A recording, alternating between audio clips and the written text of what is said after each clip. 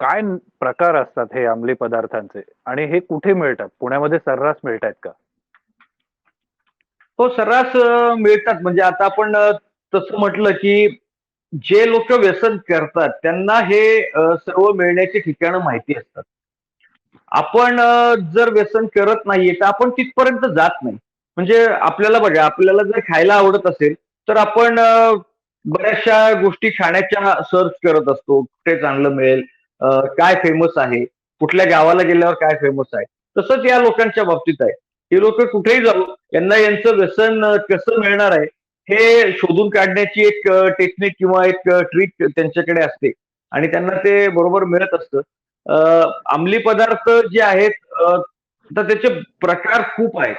म्हणजे जर आपण टॅबलेट्स मध्ये गेलो, काय म्हणता येईल, आपल्या पिल्स, स्लिपिंग पिल्स वगैरे ज्या आहेत, या पिल्स मध्ये गेलो तर या पिल्स मेडिकलमध्ये मिळत असतात. पण या सर्व हे जे ड्रग्स आहेत हे शेड्यूल एच असतं. हे कोणालाही सहजासहजी विदाऊट प्रिस्क्रिप्शन मेडिकलवाले देत नाही. पण ही लोक हं. एवढी हुशार असतात, ही काहीतरी कारण सांगून दवाखान्यात जातात आणि त्यांच्याकडनं प्रिस्क्राईब करून घेतात. प्रिस्क्राईब केल्यानंतर तीच प्रिस्क्रिप्शन वेगवेगळ्या मेडिकल्स मध्ये वापरतात. अ, त्याचबरोबर जर गांजा म्हणाला, तर गांजा बऱ्याचशा झोपडपट्ट्यांमध्ये मिळतो, बऱ्याचशा पानटपरीमध्ये चोरून मिळतो. आता तर गांजाची सिगरेट आलेली आहे आणि ती पानटपरीमध्ये मिळते. त्या लोकांना ते नाव अच्छा. माहिती असतं. ते नाव ते बोलतात आणि ती सिगरेट घेतात.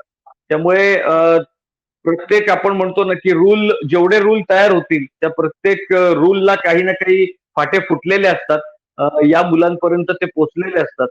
प्लस मोबाईलमध्ये जर सर्चेस त्यांनी केले, तर त्यांना अशा गोष्टी अवेलेबल कुठे होतात, अशा लोक कोण अवेलेबल करतात हे त्यांना मिळत असतं.